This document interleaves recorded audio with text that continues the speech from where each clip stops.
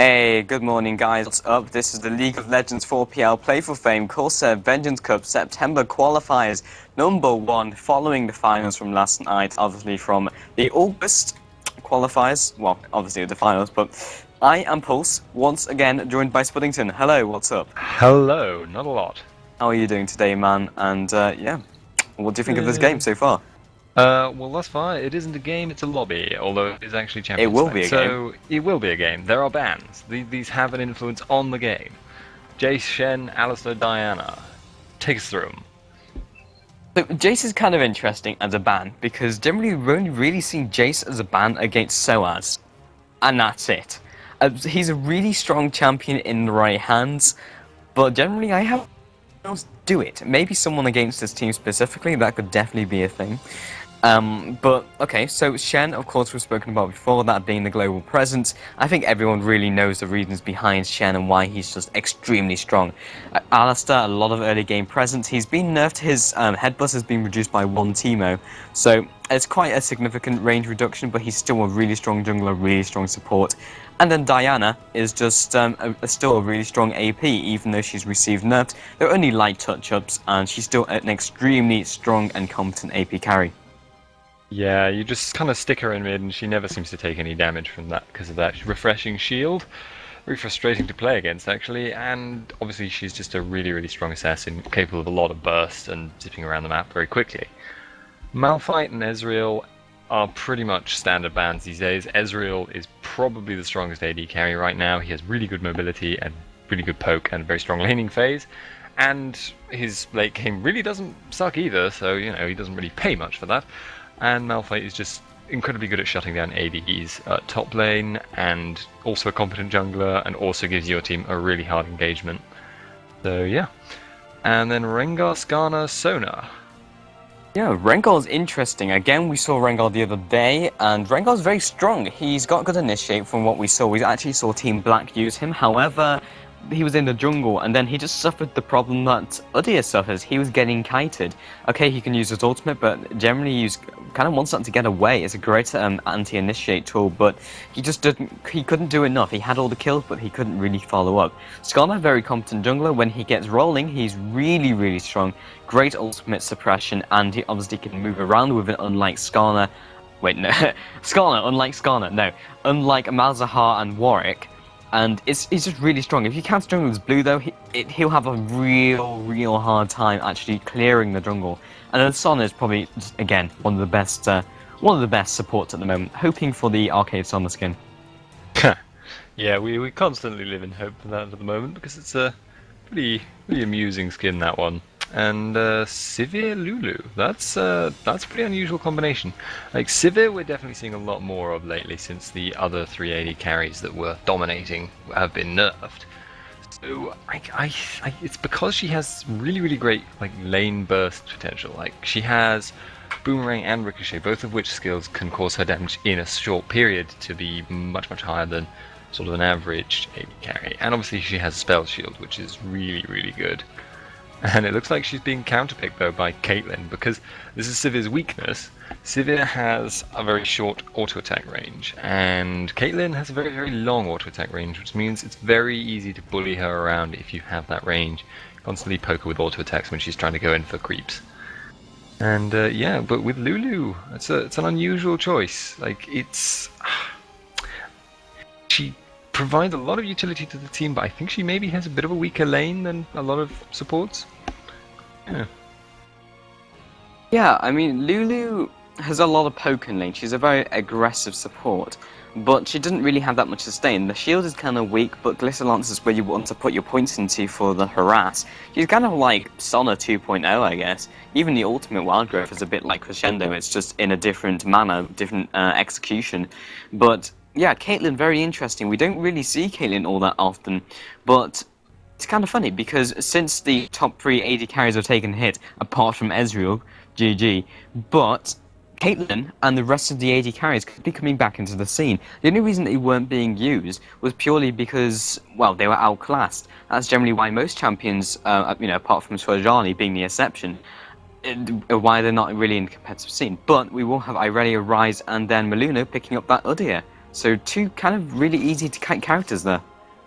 Yeah, I mean, that's a very mid-game oriented composition they have, and it's very sort of picking orientated as well.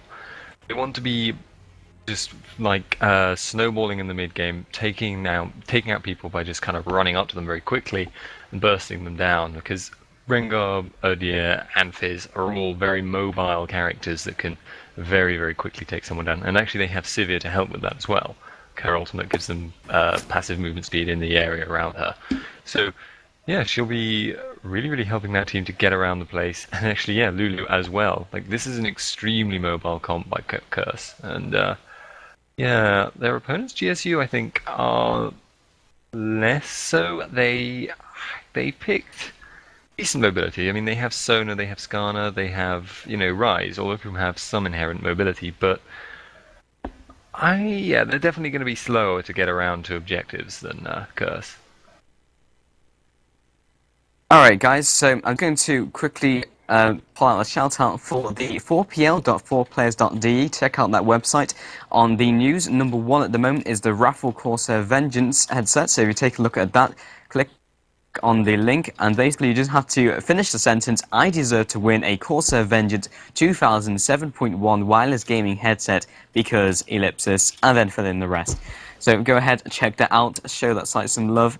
And yeah, we're going to jump to a quick commercial break. When we get back, we will be back in the game between curse.eu, between ESU Crystal.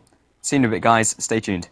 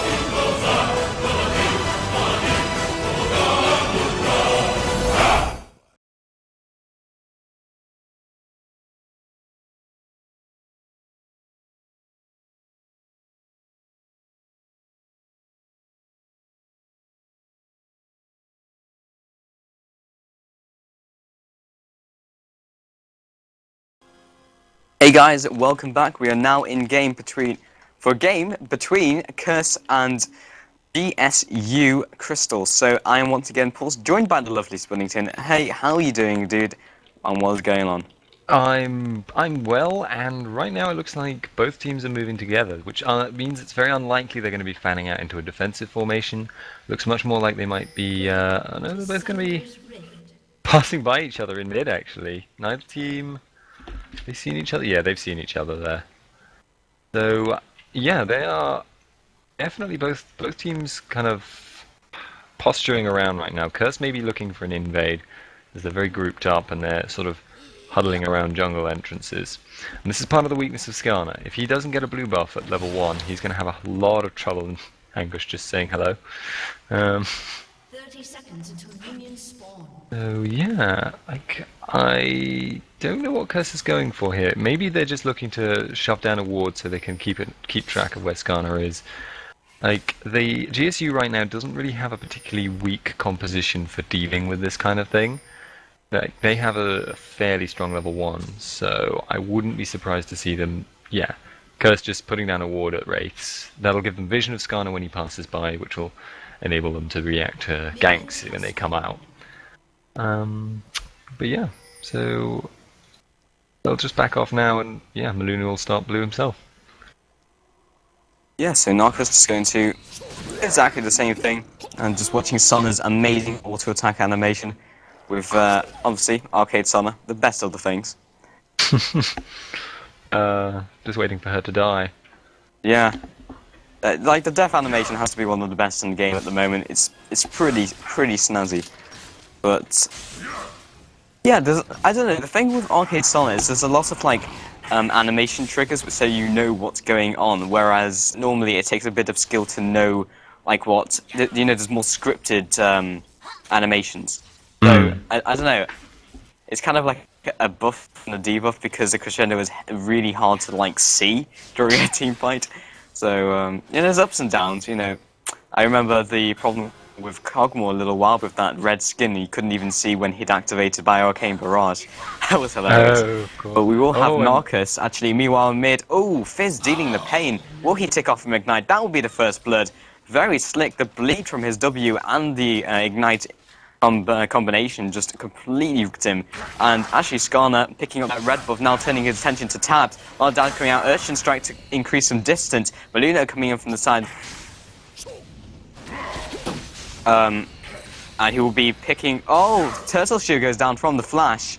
Will he not picking up the kill? Flash goes down as well, another Turtle Shield. And there is the Q to finish that one off. Sorry, was there an issue with time syncing? No, don't worry. I think it's fine. Yeah, so that was what you saw actually in mid there, where Rise was taken down by Fizz at level 2. That was actually very surprising, because typically Rise is viewed as kind of a counter pick to Fizz. He has instant crowd control, so if Fizz tries to jump on him, he can just literally bind him in place and stop him from ever doing any damage to him. And obviously he can just constantly harass him with Q all the way through the lane. So, yeah. Dollar actually trading off with Anguish, flashing into the brush to some distance, and another flash goes after, picking up that kill very, very quickly. And Anguish just, getting wrecked. There was nothing he could do about it. By the time he realized he was taking too much damage, he just desperation flashed. Yeah, I mean, Aurelia is one of those very deceptive characters where you sort of think you've got her, and then she suddenly just seems to start doing loads of damage. It's typically because she's activated hit turn style, but yeah, and like I was saying, in mid right now, I'm surprised at how well Tabs is doing, basically. Looks like Narcos may be coming in for a gank, though, to try and set the tables right, but it's basically a fact of the matter that he underestimated Fizz's early damage, essentially. Like, oh wow, actually, Malunu is coming in as well.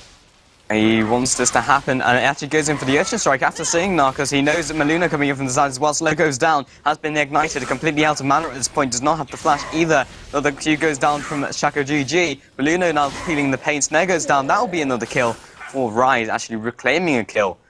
And bringing that to 1-3 kill advantage for Crystal. Yeah, that was honestly, by Tabs there, that was not a well thought out move. Like, he was probably trying to bait Shaco in, and I think he had figured out that Narcus was in that bush. He didn't actually know it for a certainty, but the way Shaco GG was acting kind of gave it away. So I think what he wanted to do was bait him in, and then just sort of have them huddle around him while he used Playful Trickster, and then he could follow up with Udyr's help to fight later on, and they would hopefully win that fight as well. Would be the plan. But actually, it looks like at top they're gonna dive Anguish. No. No, they not. just pushed out the lane. Skarner basically pushed out the lane, and now they're looking to maybe push the tower down. Rengar can't do anything about it. I think they saw Udyr down in the bottom jungle, so there's no one really to contest this. Fizz is back at base. This could be a very early turret, and Lulu actually just flashing breath there. Be okay. Yeah. And yeah, so that's a lot of damage actually on that top tower there. And it's part of this kind of pushing meta that seems to be slowly edging its way into being the meta game right now. Like, if you can take a tower down, then you obviously get a lot of area control. You essentially get you deny your enemy areas of safety, and that can really help you control the map. And if you can control where your enemies can afford to go, you can basically just win the fight out and out there. Yeah, exactly. I definitely do feel that was going to happen. And when it does, then I'm just going to say I called it, so that's absolutely fine. But yeah, that's what they are trying to do. And aggression going on to Anguish. Ignite goes down, and will he tick off? Yep, he will, taking a couple damage from minions, a couple hits from minions as well, but that was definitely going to finish him, not anywhere near the last tick. So, Anguish not having a great time at top at the moment. Yeah, this is the opposite situation from what he wanted. Oh, Initiation going to be down from tapped onto Shaco GG. Q goes down, looking for the snare. Ultimate goes down, in fact, on the impale from Narcus. He goes down looking to do some more damage, and that will be the kill. Will be reclaimed by Narcus, but still bring it to a 1-for-1 trade in a 2v1 situation. Yeah, that's yeah. I'm really surprised at how well Tabs is doing right now. I mean, he's really throwing Rise for a loop, which is just not what you expect. If you get ahead though, as Fizz, it is true you can really zone someone out because there's no real defense against his dash, so you're going to take damage. And if that dash is doing more damage than Molino has actually found Narcus in the jungle. He's just going to stun him and back off. They know he's there now. Whether Rengar can actually do anything about it, I don't know. No, I think that's going to be it. No. Yeah, he's not going to risk it right now because right now Anguish is quite a long way behind Aurelia, and Aurelia is one of those characters you really do not want to be behind. She starts off weak and gets incredibly strong as time goes on, and yeah, like right here you're seeing it, like, just trading off, and he just can't win. Yeah, that Rengar. He can't cope with the true damage coupled. Like, Aurelia is actually a really good counterpick to Rengar right now because she has that true damage which nullifies a huge part of what makes Rengar strong, which is Battle Shout, because the Battle Roar, sorry. The Battle Roar gives him free armor and magic resist, and it gives him a lot of that. But such a huge proportion of Aurelia's damage comes from true damage. It honestly doesn't matter. She doesn't care, basically, that he's got this ridiculous amount of armor and magic resist.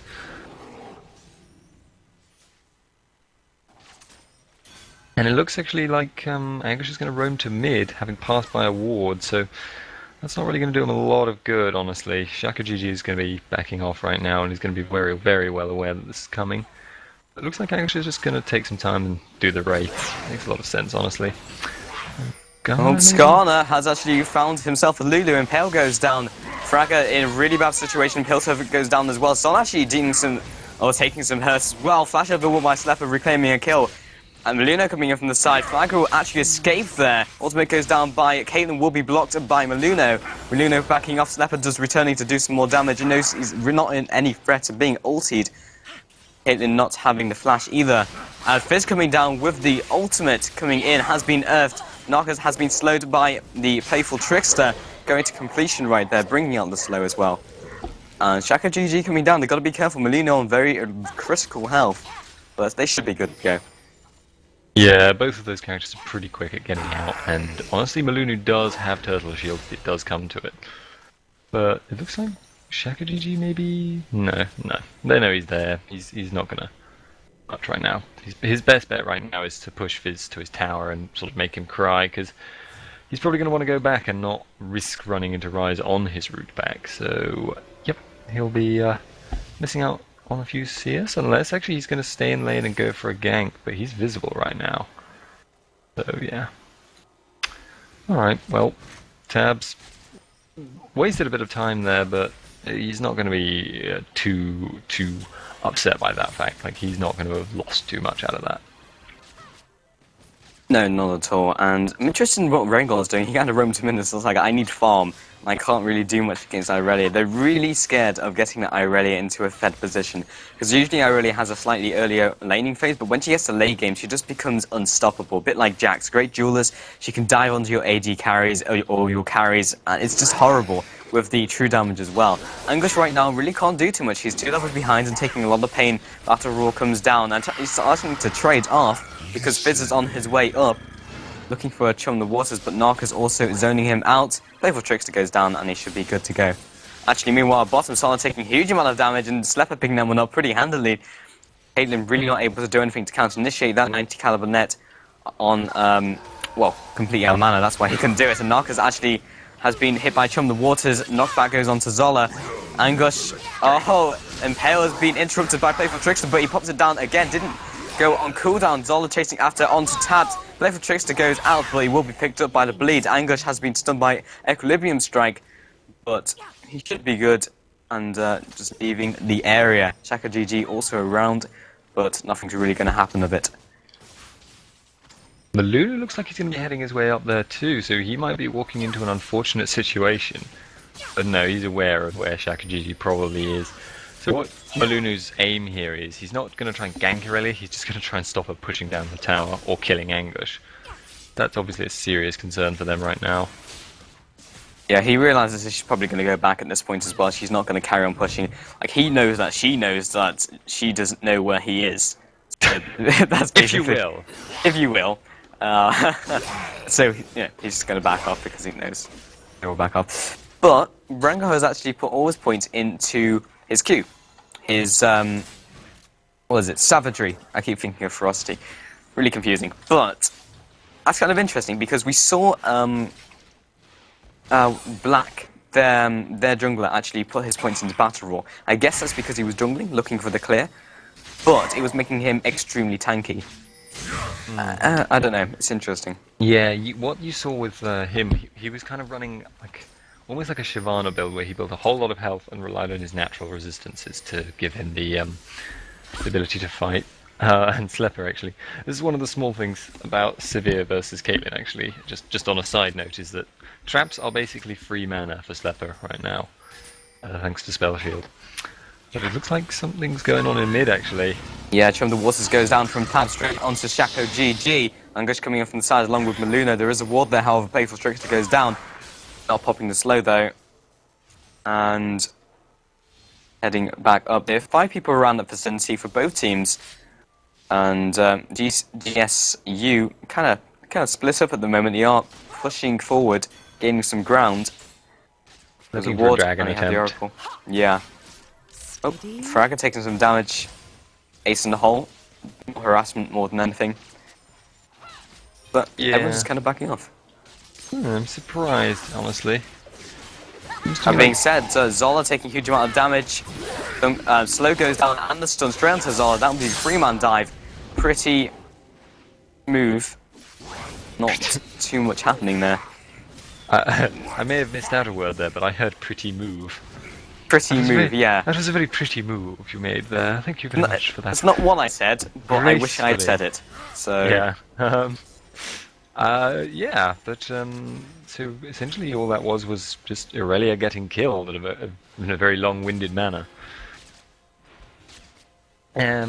So yeah, right now this game is shaping up rather interestingly because you're seeing a lot of the gold focused onto a couple of individual characters. You're seeing Irelia, obviously, having a lot of gold right now. She has 4,300. She is second, however, to both Sivir and Fizz, both of whom now are above Aurelia in gold, but Aurelia obviously has that huge late game potential. While Sivir probably right now is probably at her weakest state. Like, her damage at this stage is high, but she's very vulnerable in skirmishes to being died because she doesn't have an escape, and she just doesn't really have the insane damage that a late game AD carry can use to just outfight a bruiser. So, so she's yeah, she's not going to be really peaking until late game, but Tabs right now is a monster, and I think we're going to be seeing him, From the waters goes actually lands onto Alabin. Jumping on to Caitlyn now, Crescendo goes down, beautiful spell shield getting out of that, Tab picking up the kill with Playful Trickster. Shaka now chasing after, looking for the last overload, goes down, not enough on damage, however, Urchin Strike goes down, Wild Growth as well, Playful into Trickster will pick that kill up, Fragger actually scumbagging it, but now Caitlyn potentially in a bad position, Ignite has gone down into the trap, another Glitter Lance, and he will escape out of there. Yes, and meanwhile, actually at top there, Aurelia and Skarner got straight onto Rengar. They knew that there was a huge amount of forces committed at bot, so just a two-man dive, and really there was nothing he could do. Turret down, he's down, etc. Frankly. And yeah. Meanwhile, mid, Maluno just slapping down the turret, or slapping down the turret, if you will. I don't even, frankly. Yeah, he's gonna be probably gonna need to back out pretty soon. Yeah, I assume that I don't know who's actually faster between Skarner and Udyr. I mean, they both have spammable speed steroids, so I'd assume it would be Maluno who would be winning out in that race. He briefly considered a dragon there, then realised it would probably be very risky. Maluno is he wants it, but Son's also on her way. Wallabin throwing out a Q. Saying hello. And once again, we will have the epic stare down, but Tabs, Playful Trickster, actually interrupting the Ace in the hole. Still got the ultimate thing on him though, but that will be one pick, looking to do something to slap her. Spell shield the overload, but it's not enough to get out of the room prison. Wallabin picking that one up. 2 for 0 picks, and they are mobilizing in the Baron area. They could go for it. They could right now. They're They going can for actually it. do it. Yeah. It's a very risky strategy though, because at this stage Baron is obviously huge. It's a huge amount of damage, and the benefits from taking it are also increased. But it's very, very, very risky for them to do so. It was a bait more than anything, because now Anguish is going to be on the receiving end of Equilibrium from the Blade Surge. That will be an immediate pickup along with the Impale, securing that kill. That was one more pick, and I think they were just baiting it out more than anything. And now there's the Drake. They were actually doing it, so if it was like a normal bait, they probably would have just done nothing, frankly, and stood around there. But I guess it would have been warded. They thought they might have been warded, and they didn't have. They did have an Oracle. They did have an Oracle. Yeah. Wait, they were seriously going for it, but when they saw that their opponents were coming for them, they. Well, Zola being initiated on, Tab's also coming in from the side. Caitlyn's got to be careful. Caitlyn does not have E or Flash, and that will be picked up by an Urchin Strike from Tabs. Massive pinging going down. Tabs coming over the wall. Doesn't get to play for Trickster down for the slow, but gets to chum water. Chum the waters onto Narcus, and Wallabin will also be picked up by Slepper. And they turned it right around there, essentially. I mean, yes, GSU there picked up the dragon. No, they didn't, actually. Oh, okay, so Curse will be taking the dragon. So actually, yeah, Curse definitely coming out on top in that whole Baron baiting exchange, because... yeah. Because... Sorry, I read something there. Because... yeah, they got the dragon, and essentially I think the kills on that whole exchange were roughly even. I mean, yes, they got a kill out of it, but GSU spent a lot of time on that one bait to pull in... I can't remember who they caught at Baron. Oh, I'm terrible. I'm sorry. Rengar, I believe. Anguish. Yeah, okay, right. And sometimes it actually isn't worth it, essentially. Like, I know people will typically say, yes, a kill is always worth it, but if you're committing like a minute of 5 people's time, that's a lot of time you're spending not farming, not getting kills elsewhere on the map, and not taking objectives. Just for one kill? Is that really worthwhile? Sometimes yes, it depends sort of if they have a kill streak. That's why you don't often see a 5-man bot, basically. Yeah, it's a big commitment, and good job, Fizz. Something fishy, but you may not get something from it. I think they were expecting or want. Wow, Tabs, really? Scumbag. Wow, just took the ward from Fragger. Amazing. But Last yeah, hitting. getting back onto that point after being rudely interrupted by Tabs, it's a commitment, and whether you can actually get more from it, I think they wanted more kills, but as it was, they had to overstay, and the time they committed meant they couldn't go for Drake, and then obviously it was followed up by the Hands of Curse, because they basically knew timekeeping, and they knew, okay, well, they're still going to be around the area, they're going to be low, we're at full health, we can probably do this even with 4 people, because they're at that point with their mana and health points. So they just went for it, and it paid off for them. You have to strike a balance between timing it right and overstaying. It's difficult. I'm just going to announce that the spice is right, and then I'm going to explain what I mean. Have you looked at Tabs' items? Ah. Yes, that's a very spicy choice. It is. A Magi Soul Stealer.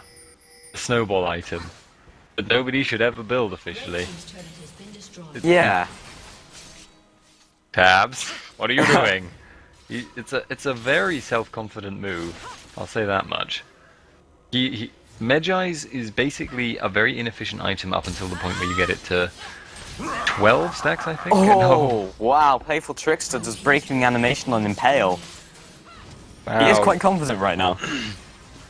Yeah, that was very nice. And sort of trolling Skarner there, frankly. Oh, Initiate coming down. There's a crescendo.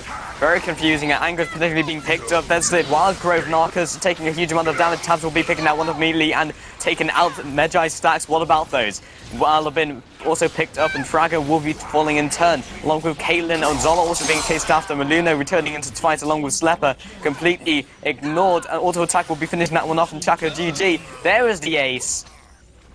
Wow. And a quadra kill for Slepper. Yep, that's gonna make her... Wow, she's got a lot of gold in store right now.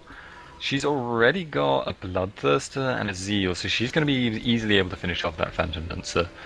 Probably able to build another item towards an Infinity Edge, maybe? Yeah, look, pickaxe there. That'll probably be building into either a Last Whisper or an Infinity Edge. I'd imagine. Oh, wow. Oh, Narcos has found a Malunu. We'll be finding out who's faster, I guess. Yeah, we will be. Oh, trap! Expertly placed, but the tenacity, looking for the flash over the wall. There it is. Will Narcos follow?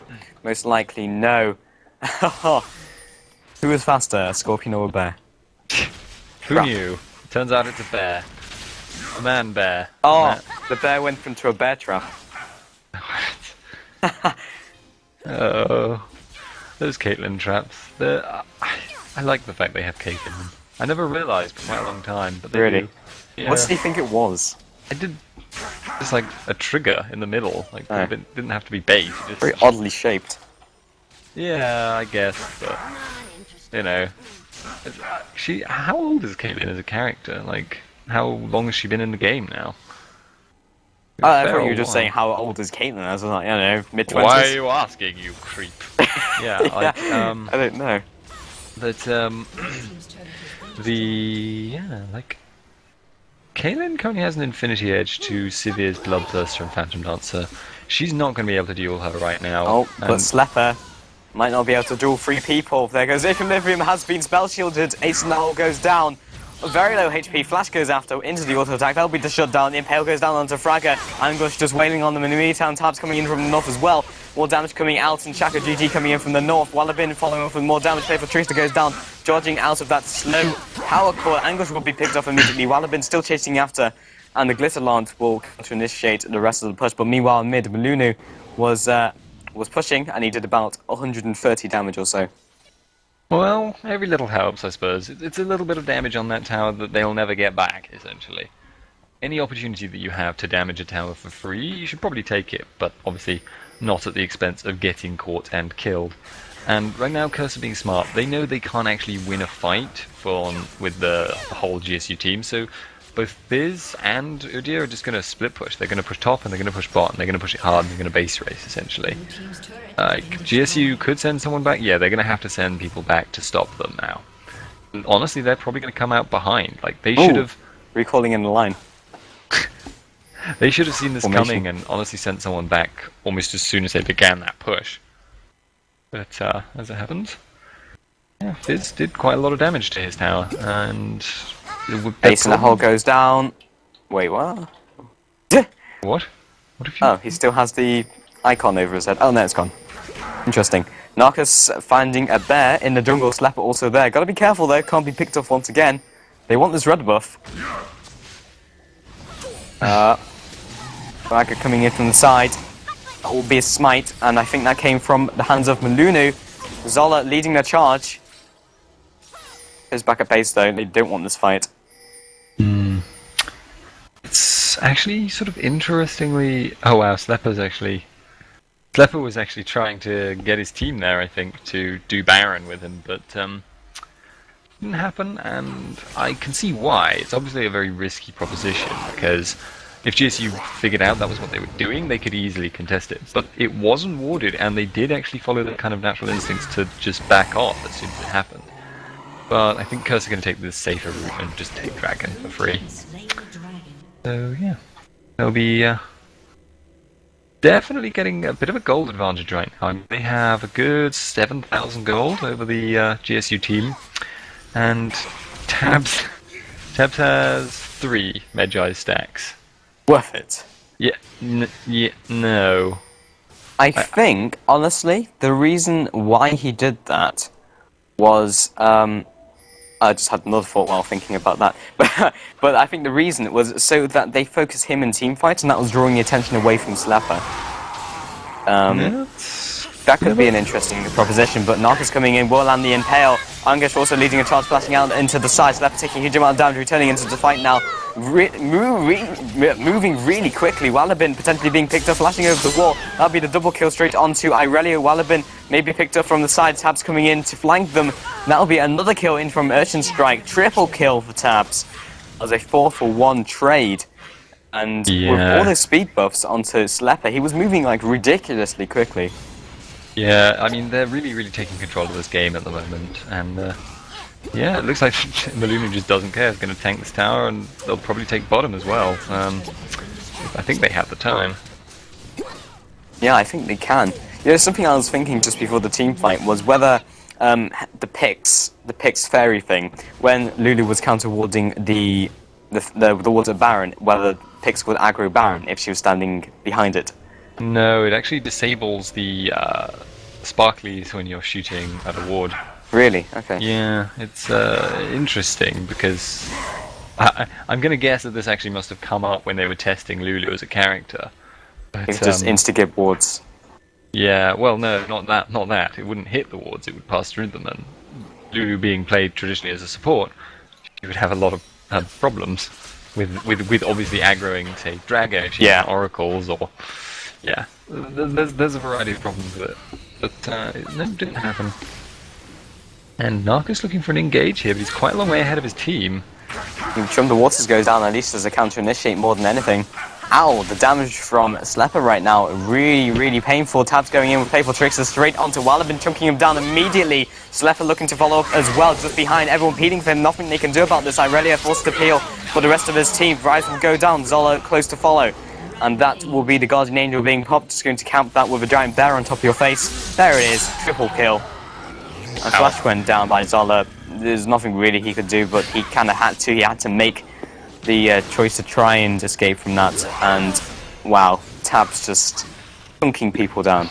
Yeah, that is probably GG at this point. How about those 17 stacks? Oh, how did he get? How? Oh well. Regardless,